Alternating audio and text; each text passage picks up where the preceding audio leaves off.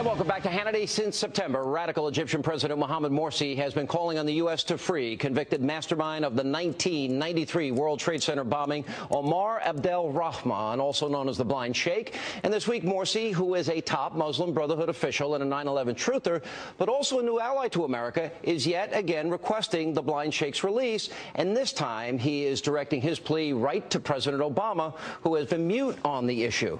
But with a trip to the U.S. and a meeting with President Obama on Morsi's calendar and suspicions that the anointed one might cave to his new pal Morsi, now that the election is over, top Republicans, they are demanding that Obama speak up and stand strong against the radical leader.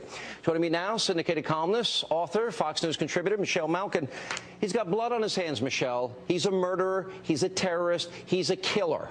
We're giving this. We're giving this 9/11 truther, who is at war with Israel, of $1.5 billion taxpayer dollars, and the media is silent on it. Help me out. Why?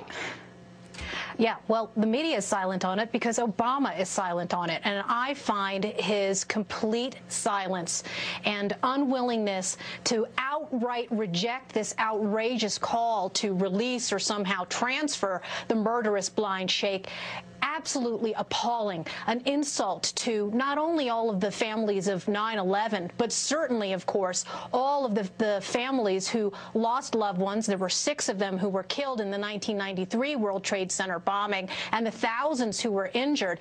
We are coming up on the 20th anniversary of the 1993 World Trade Center bombing in February, and this man, Mohamed Morsi, can go around publicly demanding the release or humane transfer or treatment of the Blind Sheikh, and our commander-in-chief says nothing? Right, I think this tells you everything you need to know about how much we've regressed since 9/11. Totally agree. And I really, really would like to see not only more Republicans joining the call to demand that Obama outright say, blow it out your ear, Mohamed Morsi. Can we translate that in Arabic and tell him straight out, stop asking for it because it's never going to happen. But we've had some very, very wise counsel and warning from the former prosecutor who put Omar Abdel Rahman behind bars, our friend Andy McCarthy, yep. That's right, who back in September had warned that we can't believe any of the denials that are coming out from the underlings of this administration that this would never happen. Here's, though, where it gets worse. American taxpayers, everybody watching this show right now needs to understand $1.5 billion American dollars are going to Egypt, going to the Muslim Brotherhood guy, 9/11 truther. And let me play this tape that we played on the program last week. Listen to what he says about our friends, the Israelis, that they're bloodsuckers, descendants of apes and pigs. Watch this. التي ما جاء بها الأعداء الصهاينة والأمريكان إلا لتكون على عكس وضد إرادة الشعب الفلسطيني وضد مصالح الفلسطينيين، إما الصهاينة وما يريدون وإما الحرب. هذا ما يعرفه هؤلاء المحتلين لأرض فلسطين، المعتدين على الفلسطينيين، هؤلاء مصاصي الدماء، مشعلي الحروب، أحفاد القردة والخنازير. مقاومة في فلسطين، مقاومة فلسطين في داخل أرض فلسطين عسكرية ضد هؤلاء الصهاينة المجرمين الذين يعتدون على أرض فلسطين وعلى الفلسطينيين. All right, you're Benjamin Netanyahu, and you hear that. Now, that was said in 2010. You see your closest ally, America, give him $1.5 billion. And then add a little, cream and a cherry on top. Then you've got Obama appointing Hagel and Brennan. What is your reaction if you're the Prime Minister of Israel?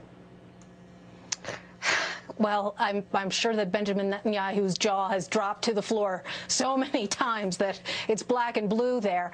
And it's not just Israel that should be worried, of course. It's every American here at home who worries about national security. It's about every American family that has a relative who's a soldier trying to fight jihad overseas while we're subsidizing the terror coddlers.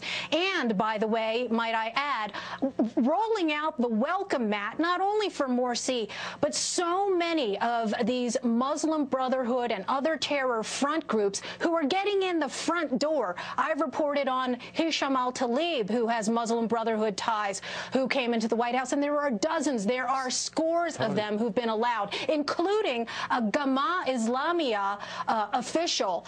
That's the terror group of which Omar Abdel Rahman is the spiritual leader of, who got a visa granted by the State Department in June, walked into the White House, talked to at least one national security advisor about what? Guess what? The possible release of Omar Abdel Rahman.